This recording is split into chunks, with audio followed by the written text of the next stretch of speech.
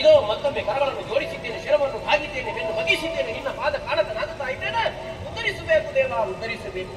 ದೇವ್ರೇ, ಬರುವಾಗ ಬರಿಗೈಯಲ್ಲಿ ಬಂದಿದ್ದೀನಿ, ತೊಂದರೆ ಇಲ್ಲ. ನೀನು ಬರಿಗೈಯಲ್ಲಿ ಬಂದ್ರು ಹೋಗುವಾಗ ಬರಿಗೈಯಲ್ಲಿ ಹೋಗುವ ಹಾಗೆ ಮಾಡುವುದಿಲ್ಲ ಅಂತ ನಮಗೆ ನಿರೀಕ್ಷೆ ಇದೆ. ಯಾಕಂದ್ರೆ ಒಬ್ಬಾತ ಎಷ್ಟೇ ಶ್ರೀಮಂತನಾಗಿದ್ರು ಕೂಡ ಹೃದಯ ಶ್ರೀಮಂತಿಕೆ ಇಲ್ಲದಿದ್ರೆ ಇದ್ದದನ್ನು ಕೊಡುವುದಕ್ಕೆ ಮನಸ್ಸೇ ಬರುವುದಿಲ್ಲ. ಏನೂ ಇಲ್ಲದೇ ಇರುವವನಲ್ಲಿ ಹೃದಯ ಶ್ರೀಮಂತಿಕೆ ಉಂಟಾ? ಇನ್ನೊಬ್ಬರನ್ನ ತೆಗಿಸಿ ಆದ್ರೂ ಕೊಡುವುದಕ್ಕಾಗುತ್ತೆ. ನೀನು ಬರುವಾಗ ಏನನ್ನು ತರಲಿಲ್ಲ, ಇಲ್ಲಿ ಬಂದ ಮೇಲೆ ಪಾರ್ಥನ ಸಾರಥ್ಯವನ್ನು ವಹಿಸಿಕೊಂಡೇ ವಾದಿಯನ್ನು ಕೈಯಲ್ಲಿ ಹಿಡಿದುಕೊಂಡಿದ್ದೆ. ಹಾಗಾಗಿ ಕೊಡಿಸುವ ಸಾಮರ್ಥ್ಯ ನಿನ್ನಲ್ಲಿ ಉಂಟು ಎನ್ನುವುದನ್ನು ನಾನು ನಿರೀಕ್ಷಿಸುತ್ತೇನೆ. ದೇವಾ, ನಮಗೆ ಒಂದೇ ಇದ್ದದ್ದು ನಿನ್ನನ್ನು ಕಾಣಬೇಕು. ಆದ್ರೆ ಇಷ್ಟರವರೆಗೆ ನಾನು ಹೊರಟು ನಿಂತಾಗ ನಮ್ಮ ಅಪ್ಪಯ್ಯ ಹೇಳಿದ್ದು, ಕೃಷ್ಣ ದರ್ಶನ ನಮಗಾಗಬೇಕು. ಅಪ್ಪಯ್ಯ ಅಲ್ಲಿಗೆ ನಿಲ್ಲಿಸಿದ್ರು, ಮತ್ತೇನು ಮಾಡಬೇಕು ಅಂತ ಹೇಳಲೇ ಇಲ್ಲ. ಹಾಗಾದ್ರೆ ಮುಂದೇನು ಮಾಡಬೇಕು ಎನ್ನುವಂತ ನಿರ್ಣಯವನ್ನು ಕೈಗೊಳ್ಳುವಲ್ಲಿ ಸುಧನ್ವನಾಗಿ ಆಯ್ಕೆ ಸುಧನ್ವನಿಗುಂಟು. ಹಾಗಾಗಿ ದೇವಾ, ನಿನ್ನ ಹಿಂದೆ ಇದ್ದಾನಲ್ಲ ಪಾರ್ಥ, ಈ ಕ್ಷಣದಲ್ಲಿ ಯಾವ ಪ್ರತಿಜ್ಞೆ ಮಾಡಲಿ ನನ್ನೊಡನೆ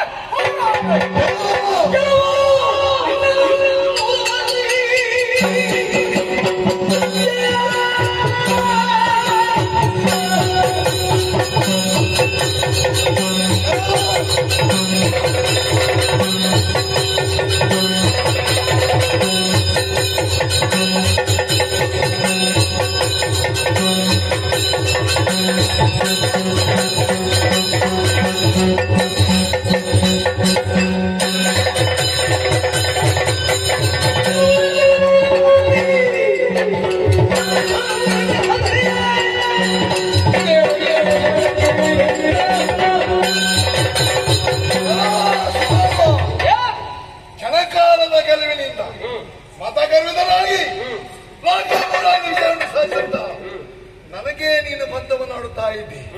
ಮಾಡಲಿ ಪ್ರತಿಜ್ಞೆ. ಪಾರ್ಥ ಪ್ರತಿಜ್ಞೆ ಮಾಡಿದ್ರೆ ಉಳಿಯುವಂತ ಅವಕಾಶವೇ ಕಡಿಮೆ. ಇದು ಸರ್ವಸಮ್ಮತವಾದಂತಹ ಮಾತು. ಆದ್ದರಿಂದ ನಾನು ಪ್ರತಿಜ್ಞೆ ಮಾಡ್ತಾ ಇದ್ದೇನೆ. ಕೆಲವ ನಿನ್ನನ್ನು 3 ಬಾಣದಲ್ಲಿ ನಿನ್ನ ಕಂಠವನ್ನು ದರೆಗಳು ಅತಿ ಕಿಲ್ಮಿಷರ ಕತೆಗೆ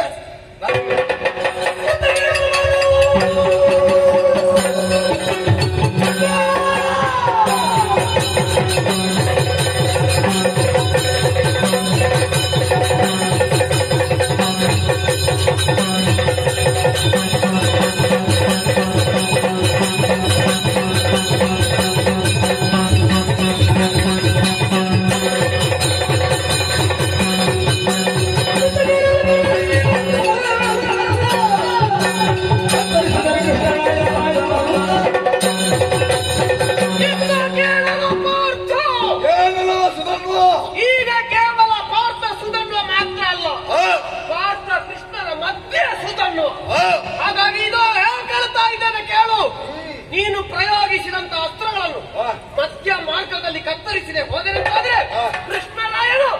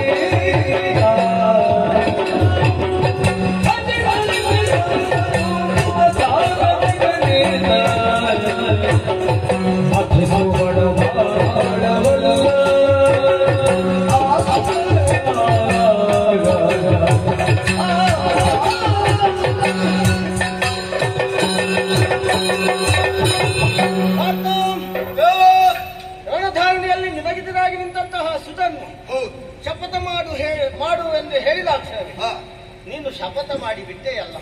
ಆದ ಗಾಯಕ್ಕೆ ಉಪಯೋಗಿಸಿದ್ದಾನಪ್ಪ. ಅನುಕ್ಷಣವಾದರೂ ನೀನು ನನ್ನ ಬಗ್ಗೆ ಯೋಚಿಸಬೇಕಿತ್ತು. ಪ್ರತಿಕನಾಗಿ ನೀನು ಬಂದ ಬಳಿಕ ಯೋಚನೆ ಮಾಡಲು ಅಗತ್ಯ ಏನು? ನಿನ್ನ ಸಾರಥಿಯಾಗಿ ನಾನಿರುವಾಗ ಹ, ನನ್ನಲ್ಲಿ ಒಂದು ಮಾತು ಕೇಳುತ್ತಿದ್ರೆ ಹ, ನಾನು ಬೇಕೋ ಬೇಡವೋ ಅಂತ ಹೇಳ್ತಾ ಇದ್ದೆ. ಈಗ ನೀನು ಹಿಂದಿನ ಒಂದು ಕಥೆಯನ್ನು ಯೋಚಿಸು. ಹ, ಈ ಹಿಂದೆ ಜಯದ್ರಥ ಹ, ನಿನ್ನ ಮಗನಾದಂತ ಅಭಿಮನ್ಯುವಿನ ಮರಣಕ್ಕೆ ಕಾರಣನಾದ ಹ.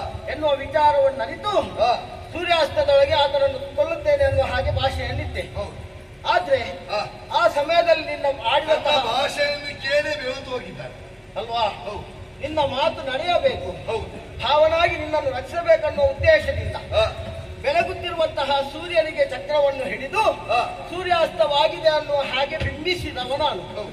ಆ ಸಮಯದಲ್ಲಿ ಒಳಗಿದ್ದಂತಹ ಜಯದ್ರಥ ಹೊರಗೆ ಬಂದ. ಹ. ಅವನನ್ನು ನೀನು ಸಂಹರಿಸಿದೆ. ಹ, ಅಲ್ಲಿ ವದಾರ್ಹನಿದ್ದ ಆತ. ಹ, ಖಂಡತನದಿಂದ ದುಷ್ಟರಿಗೆ ಬೆಂಬಲವನ್ನು ಕೊಡುತ್ತಾ ಇದ್ದ. ಹ.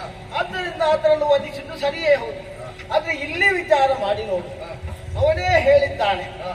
ಶ್ರೀಕೃಷ್ಣನ ಭಕ್ತನಲ್ಲ, ಅವನು ನನ್ನ ಭಕ್ತನೇ ಹೌದು ತಾನೆ. ಒಂದು ವೇಳೆ ಆತನನ್ನು ಯುದ್ಧದಲ್ಲಿ ನೀನು ಮಣಿಸುವುದೇ ಹೌದು ಅಂತಾದ್ರೆ ಅದು ನನ್ನನ್ನು ಮಣಿಸಿದ ಹಾಗಲ್ಲ. ಹಾಗಾಗಿ ಇವ ಏನು ಸಾಮಾನ್ಯ ಮಾತನ ಪ್ರತಿಜ್ಞೆ ಯಾವ ಕಾಲದಲ್ಲೂ ಬಂದೆ ಆಗುವುದಿಲ್ಲ. ಈಗ ಜಯದ್ರಥನ ಕಥೆ ಹೇಳಿದ್ಯಲ್ಲ, ಜಯದ್ರಥನಿಗೆ ರಕ್ಷಣೆ ಮಾಡುವುದಕ್ಕೆ ದ್ರೋಣಾಚಾರ್ಯ ಇತ್ತು. ಇವನಿಗೆ ಯಾರಿದ್ದಾರೆ? ನೀನು ತಿಳಿದುಕೊಳ್ಳುವುದಿಲ್ಲ.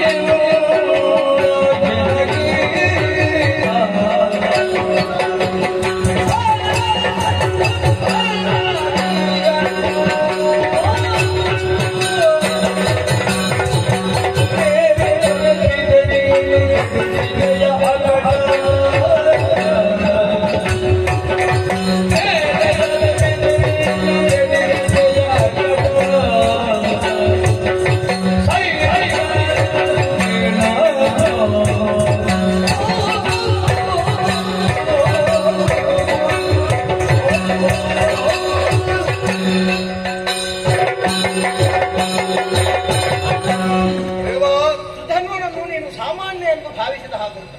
ಮತ್ತೆ ಮತ್ತೆ ಹುಡುಕವ.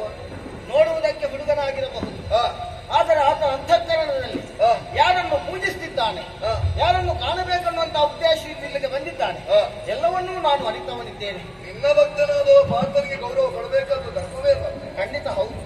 ನೀನು ಎದುರು ಇರುತ್ತಾ ನಿನ್ನನ್ನು ಉಲ್ಲೇಖಿಸಿ ಪಾರ್ಥ ಪ್ರತಿಜ್ಞೆ ಮಾಡಲಿ ಎಂದು ನಿರ್ಣಾಯಕವಾಗಿ ಹೇಳುವಾಗ ನಾನು ಸುಮ್ಮನುಳಿದರೆ ಮೂರು ಲೋಕದ ಗಂಡನಾಗುವುದಿಲ್ಲ. ಅವನು ನನ್ನಲ್ಲಿ ಒಂದು ಅಂತ ಹೇಳುತ್ತಿದ್ರೆ, ಹ. ನೀನು ನನ್ನಲ್ಲಿ ಒಂದು ಮಾತು ಹೇಳುತ್ತಿದ್ರೆ ಹ. ಖಂಡಿತವಾಗಿ ನಾನು ಬೇಕೋ ಬೇಡೋ ಅಂತ ಹೇಳ್ತಾ ಇದ್ದೆ. ಪರಮ ಧಾರ್ಮಿಕನಿದ್ದಾನೆ, ಹ. ಸತ್ಯಸಂಧನಿದ್ದಾನೆ, ಹ. ನೀತಿಶಾಸ್ತ್ರ ಕೋವಿದನಿದ್ದಾನೆ, ಹೌದು. ವೇದಾಂಗ ಪಾರಂಗತನಿದ್ದಾನೆ. ಅವನು ಒಂದು ರೀತಿಯಲ್ಲಿ ಹ. ನಿನಗಿಂತಲೂ ಹೆಚ್ಚಿನದಾದಂತಹ ಭಕ್ತಿಯನ್ನು ನನ್ನ ಬಗ್ಗೆ ಹೊಂದಿದ್ದಾನೆ. ಹಾಗಾಗಿ ಪರಮ ವೈಷ್ಣವನೆಂಬುದನ್ನು ನಾನು ಪೂರ್ವದಲ್ಲೇ ತಿಳಿದಿದ್ದೇನೆ. ಅಮ್ಮ ಮಾತವರ ಅವನ ಅಪ್ಪನೂ ಹಾಗೆ. ನಾನು ಕೇಳಿದ್ದನ್ನ ಕಥನೆ ಉಳಿಯುತ್ತ ಇದು ಎಣ್ಣೆಯಿಂದ ಮೇಲೆ ಬಂದಿದ್ದಾನಂತವ. ಹೌದು, ಈಗ ಒಂದು ತಾಯಿಗೆ ಹ, ಇಬ್ಬರು ಮಕ್ಕಳು. ಹ, ಆ ಮಕ್ಕಳಿಬ್ಬರು ಜಗಳವಾಡುತ್ತಿರುವಂತಹ ಸಮಯದಲ್ಲಿ ಹ. ತಾಯಿಯಾದವಳು ಯಾವ ಮಗುವಿನ ಪರ ವಯಸ್ಸಲ್ಲಿ ಅಂತ ಯೋಚಿಸಬೇಕಾಗ್ತದೆ. ಇಲ್ಲಿಯೂ ಹಾಗೆ ಹ. ಭಕ್ತರಿಬ್ಬರ ನಡುವೆ ನಾನು ಯಾರ ಪರ ವಯಸ್ಸಲ್ಲಿ ಅನ್ನುವುದೇ ನನಗೆ ಚಿಂತೆಯಾಗಿದೆ. ಒಟ್ಟಾರೆ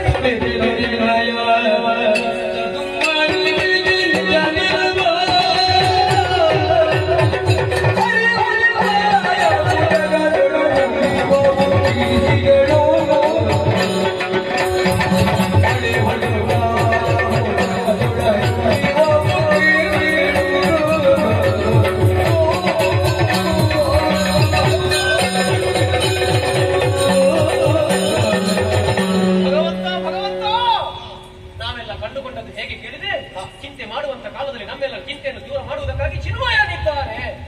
ಆದ್ರೆ ನಿನಗೆ ಒಂದು ಇಂಥ ಸಂದಿಗ್ಧ ಸ್ಥಿತಿಯೊಂದು ಬಂದು ಒದಗುತ್ತದೆ ಎನ್ನುವುದಕ್ಕಾಗಿ ನಾನು ಇಂಥ ಪ್ರಸಂಗವನ್ನು ಕೈಗೊಂಡದಲ್ಲ.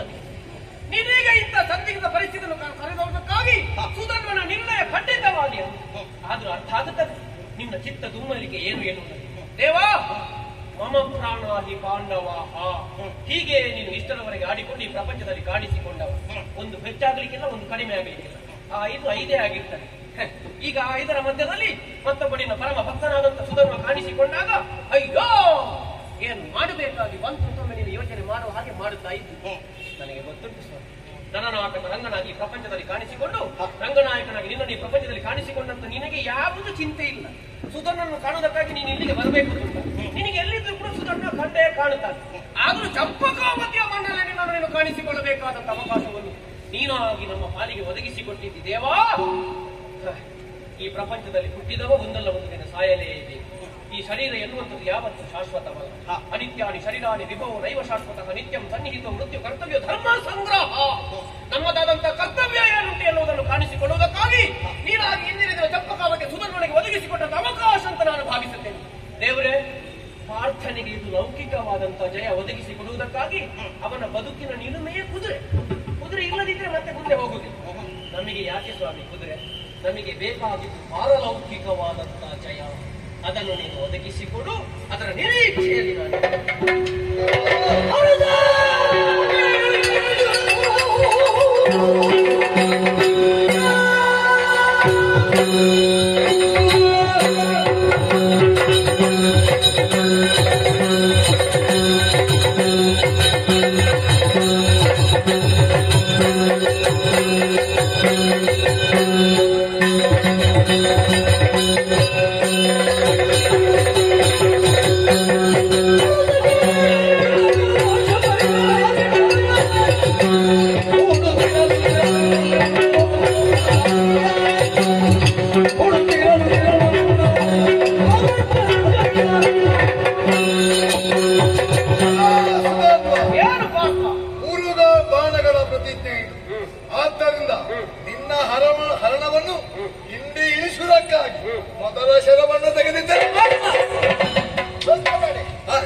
ಇಷ್ಟರವರೆಗೆ ಅವರಲ್ಲಿ ಯುದ್ಧವನ್ನು ಮಾಡಿದವ. ಅದೆಷ್ಟೋ ಶರಗಳನ್ನು ಪ್ರಯೋಗಿಸಿದವ. ಆ ಸಮಯದಲ್ಲಿ ಜಯಲಲಿತೆಗೆ ಒಲೆಯಲಿಲ್ಲ. ಈಗ ನೋಡಿ ಇಷ್ಟೇ ಸಾಕಾಗುವುದಿಲ್ಲ. ಆಗ ಆ ತೀವ್ರತೆ ಇರಲಿಲ್ಲ, ಕೊಲ್ಲೇಬೇಕೆಂಬ. ಈಗ ತೀವ್ರತೆ ಬಂದಿದೆ ನನಗೆ. ಆದ್ರೆ ಅಷ್ಟೇ ಸಾಕಾಗುವುದಿಲ್ಲ. ಮತ್ತೆ ಈ ಹಿಂದೆ ನಂದಗೋಕುಲದಲ್ಲಿ ವರ್ಷಧಾರೆ ಮುಸಲಧಾರೆಯಂತೆ ಬಿತ್ತು. ಆ ಸಮಯದಲ್ಲಿ ನಂದಗೋಕುಲದಲ್ಲಿರುವಂತಹ ಗೋವುಗಳನ್ನು ಗೋಪಾಲಕರನ್ನು ರಕ್ಷಿಸುವುದಕ್ಕಾಗಿ ನಾನು ಕಿರುಬೆರಳಿನಿಂದ ಗೋವರ್ಧನ ಗಿರಿಯನ್ನು ಎತ್ತಿ ಅವರಿಗೆ ಆಶ್ರಯವನ್ನಿತ್ತವನು. ಆ ಗೋವರ್ಧನ ಗಿರಿಯನ್ನು ಎತ್ತಿದಂತಹ ಪುಣ್ಯವನ್ನು ಈ ಬಾಣಕ್ಕೆ ದಾರಿ ಎರೆದಿದ್ದೇನೆ.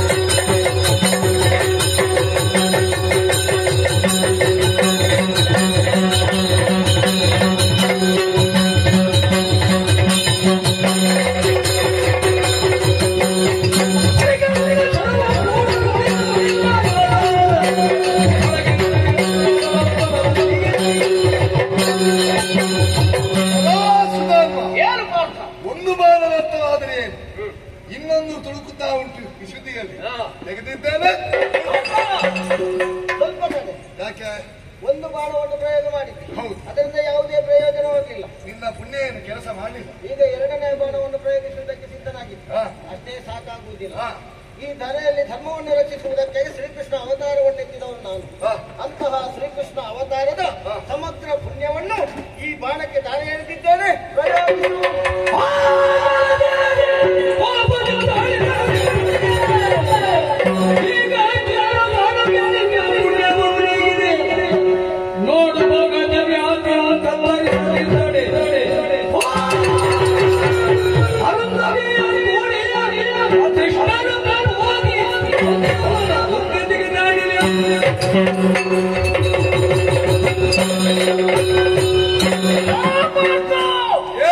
ಮಾಡಿದಂತಹ ಪ್ರತಿಜ್ಞೆ ಈಡೇರಿಸುವುದಕ್ಕಾಗಿ ಜಗತ್ತು ನಿಂತ ನಿನ್ನನ್ನು ಕಾಣುವಾಗ ನನ್ನ ಕಣ್ಣುಗಳೆಲ್ಲ ಕೆಂಪಡುತ್ತಾ ಇದೆ.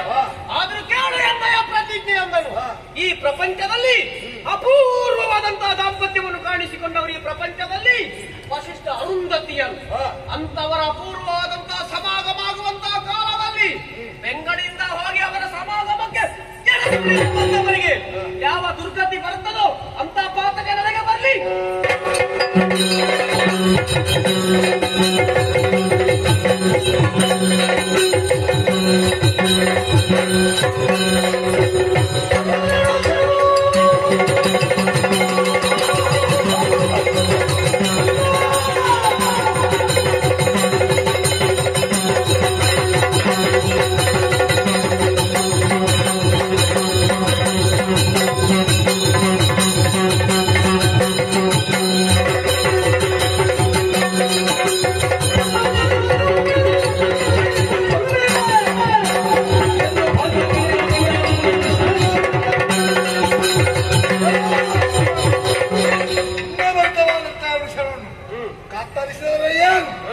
ನಿನ್ನ ಮಾನವನ್ನು ನಿರ್ಣಯಿಸುತ್ತ ಕೊನೆಯಾಸ್ತವನು ಇದು.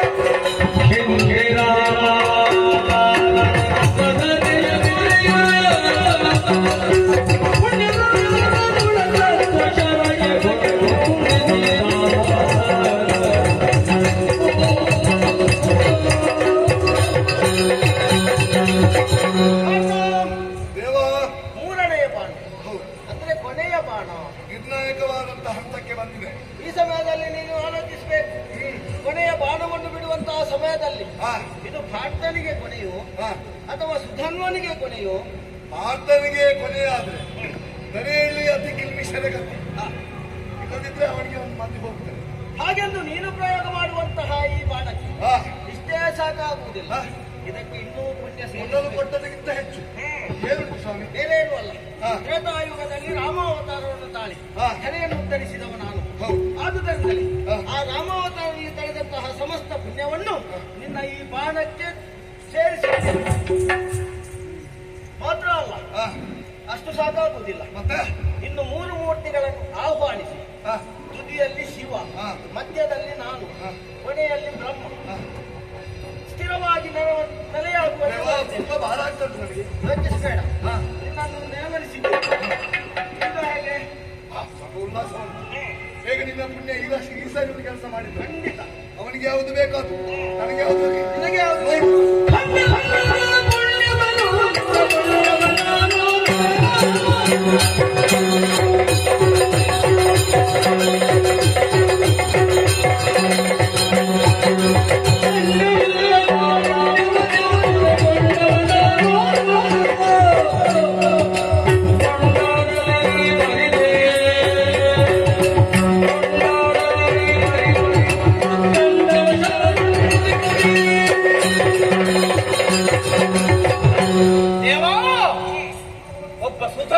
ಎದುರಿಸಬೇಕು ಅಂತಾದ್ರೆ ಇಷ್ಟೆಲ್ಲ ಬೇಕಾಗುತ್ತದಲ್ವಾ?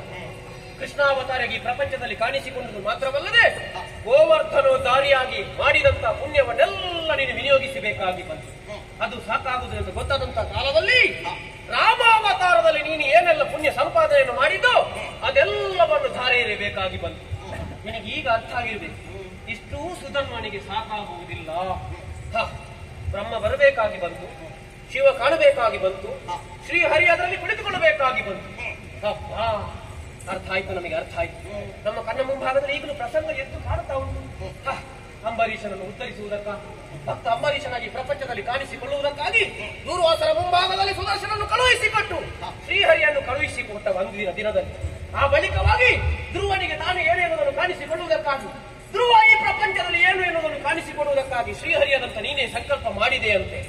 ಶಿವನನ್ನು ನೀನು ಬಿಡ್ಲಿಲ್ಲಲ್ವಾ? ಅಂತೂ ಮಾರ್ಕಾಂಡೇಯ ಏನು ಈ ಪ್ರಪಂಚಕ್ಕೆ ಕಾಣಿಸಿಕೊಳ್ಳುವುದಕ್ಕಾಗಿ 3 ಮೂರ್ತಿಗಳು ಈ ಪ್ರಸಂಗಕ್ಕೆ ನಿನಗೆ ಬೇಕಾಗಿ ಬಂತಲ್ಲ. ಕಡೆಗೆ ಸುಧರ್ನು ಅಲ್ವ, ಬಾಣದಲ್ಲಿ 3 ಮೂರ್ತಿಗಳನ್ನು ಆವಾಹನಿಸಿ ಸುಧರ್ನು ಅವನೊಂದೊಮ್ಮೆ ಬೇಗ ಮುಗಿಸಬೇಕು ಅಂತ ಪ್ರಯತ್ನ ಮಾಡ್ತಾ ಇದ್ದೀನಿ. ಒಳ್ಳೆಯದು ದೇವರು, ನಿನ್ನ ಸಂಕಲ್ಪ ಯಾವ ಕಾಲಕ್ಕೂ ಹುಸಿಯಾಗುವುದಕ್ಕಿಲ್ಲ. ಆದ್ರೆ ಒಂದು ಮನದಲ್ಲಿ ಜಿಜ್ಞಾಸೆ ಉಂಟು ಸ್ವಾಮಿ. ನೀನು ಮಾಡಿದ ಪುಣ್ಯ ಎಲ್ಲವನ್ನು ಖಂಡವಾಗಿ ಬಾಣಗಳಿಗೆ ಆಹ್ವಾನಿಸಿದೆಯಲ್ಲ, ಈಗ ಪ್ರಯೋಗಿಸಲ್ಪಟ್ಟಂತ ಬಾಣದಿಂದ ಆ ಪುಣ್ಯವನ್ನು ಸೂರೆಗೊಳ್ಳುವವನು ಯಾರು? ನಾನು ಅಲ್ಲ, ನಾಲ್ಕು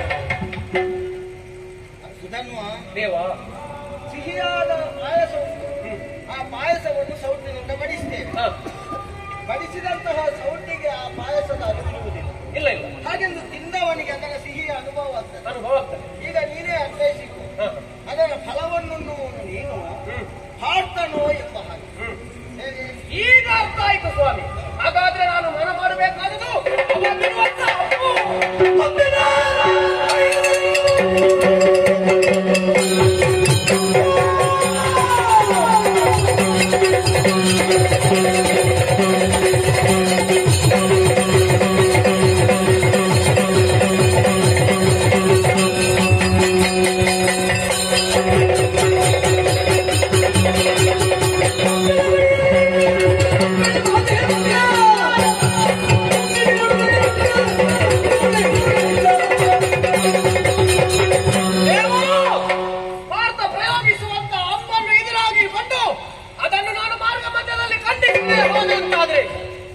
ನಾನು ಹೆಂಡತಿಗೆ ಗಂಡನಾಗಿದ್ದುಕೊಂಡು ಈ ಪ್ರಪಂಚದಲ್ಲಿ ಸಾಧಿಸುವುದಾದ್ರೂ ಏನುಂಟು? ತಾಯಿಗೆ ಮಗನಾಗಿ ಪ್ರಪಂಚದಲ್ಲಿ ಕಾಣಿಸಿಕೊಂಡು ಸುಗರ್ಭೆಯ ಗರ್ಭವನ್ನು ಹೇಗೆ ಪಾವನಗೊಳಿಸಿದ ಹಾಗಾಗುತ್ತದೆ. ಅದು ಆಗಬೇಕು ಅಂತಾದ್ರೆ ಸುಧನ್ವನಾಗಿ ಪ್ರಪಂಚದಲ್ಲಿ ನಾನು ಕಾಣಿಸಿಕೊಳ್ಳಬೇಕು. ಅದಕ್ಕಾಗಿ ಇವ ಪ್ರಯೋಗಿಸುವಂತ ಬಾಣವನ್ನು ನಾನು ಸ್ವೀಕರಿಸುವುದು ಹೇಗೆ ಬಲ್ಲೆಯೋ?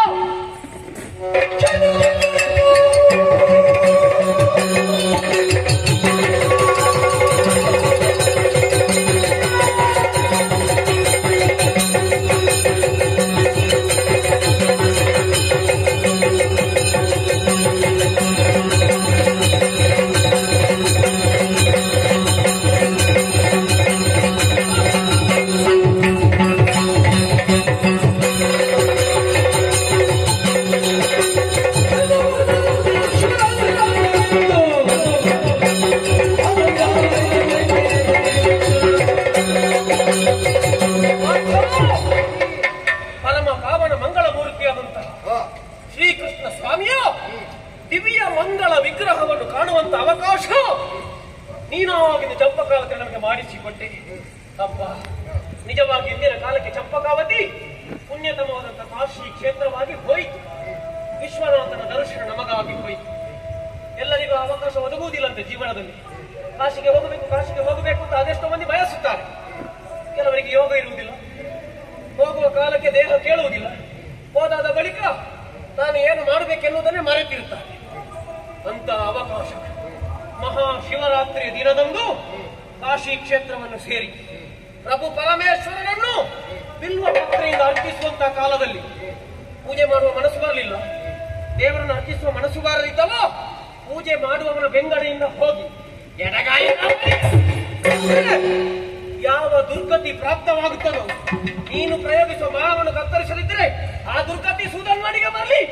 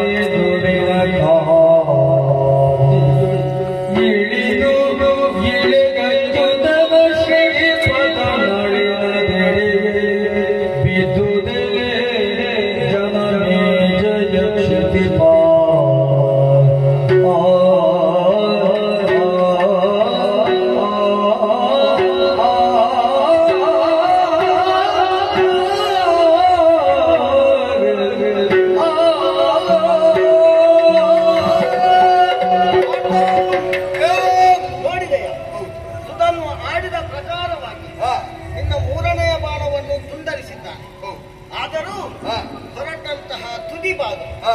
ಆತನ ಕತ್ತನ್ನು ಕತ್ತರಿಸಿದೆ. ಹೌದು. ತೇಜವ ಪುಂಜವಾಗಿ ರುಂಡ ಮೇಲಕ್ಕೆದ್ದು ಹಾರಿದೆ. ಗೋವಿಂದ ಗೋವಿಂದ ಎಂಬಂತ ನಾಮಸ್ಮರಣೆಯನ್ನು ಮಾಡ್ತಾ ಮರಳಿ ಬಂದು ನನ್ನ ಪಾದವನ್ನು ಸೇರಿದೆ. ಹೌದು. ಅಲ್ಲಿಂದಲೇ ಕೈಯಿಂದ ಮೇಲಕ್ಕೆತ್ತಿ ಹಾ. ಅದನ್ನು ಆಘಾಣಿಸಿ ಶಿವನಿಗೆ ನುಮಣ್ಣ ಹಾ. ಮಾಲೆಯಲ್ಲಿ ಹಾ.